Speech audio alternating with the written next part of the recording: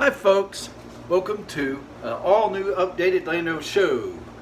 Yes, I'm all hot, sweaty, scruffy, because I've been working my butt off lately. Acceptable. Here's a good story I want to tell you, a blast from the past that happened exactly 30 years ago. Well, probably less. You know what? It was around this time, I believe in 1988 or even the fall of 1988. My good friend Ronnie lived with his dad in an apartment in good old Tomball, Texas. And I wish we had these recording devices, man, because I would make tons and tons and tons of reviews. Anyway, Ronnie's mother, she bought his younger brother a good, fantastic keyboard. And he brought it, his parents were separated at the time. They separated sometime in 1988, I'm sad to say. Well, anyway,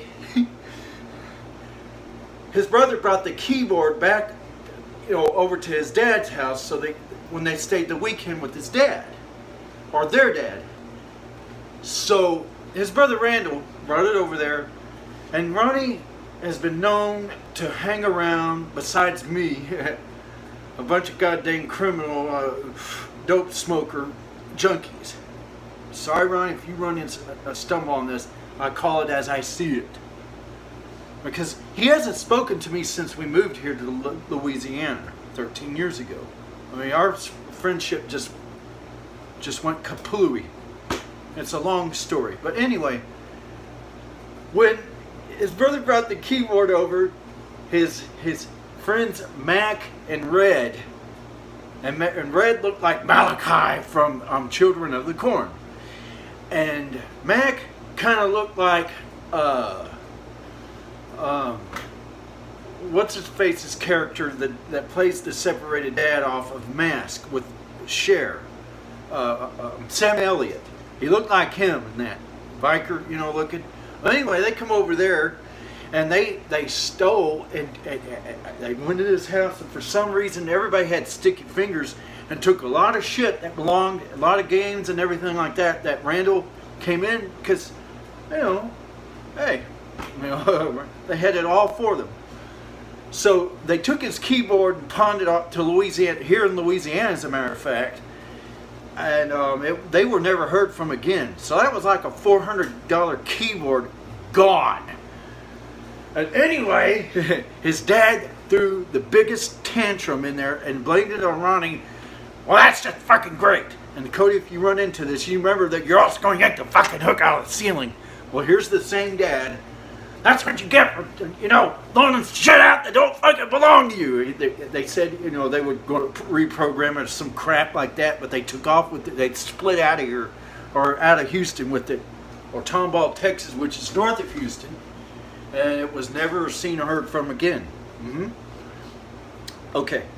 Moving down maybe a couple months later, his even younger brother Russell, in the apartment where his mother lived, it was kind of in a crack alley. It was an A-leaf. For those of you that are familiar with Houston's southwest side, because I was born on the southwest side. Well, anyway, his younger brother found this dead CB. It was a good-looking little compact, and I was into electronics and all that shit, then radar detectors and everything like that. And his younger brother found the Cobra CD and like a big paper bag behind the store that we played a game lot there. It was a Circle K, I believe it was.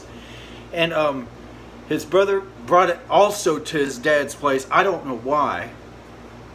And then it wouldn't work. It wouldn't boot up. Well, of course, you got to have a freaking car to have it boot up. Here's Russell, something like 9, 10 years old, or 11, and so Ronnie gave it to me because I was into fixing things like that, and I couldn't get it to work. So I brought it back home to them, and his dad said, as we walked in the door, "What's in the back?" Well, this is the CB that Russell, and Alan took it to his house, and then his dad fired back up. There you go again, taking something that don't fucking belong to you. And the CB was, and his mom and everything, they lived off of Cook Road. Now, for those of you that live in Houston, Harris County, Texas, we have a Cook and we have a Fry Road.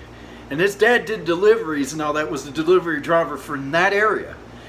And he goes, and Ronnie goes, well, it's the one that likely Russell stole off of Cook Road, you know. And, oh, no, he found it up front, Cook Road. He was about to say Fry, and I just turned around and just lost it. It was the one he found up front, Cook Road.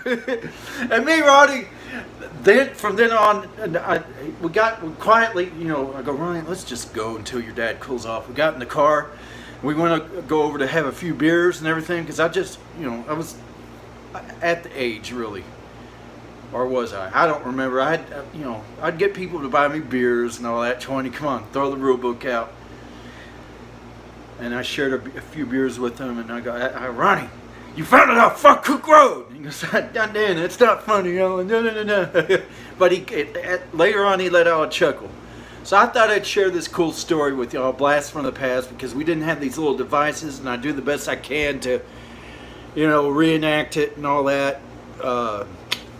It's good to be back to do an updated video for you guys. Peace, love. Till next clap for Cook Road.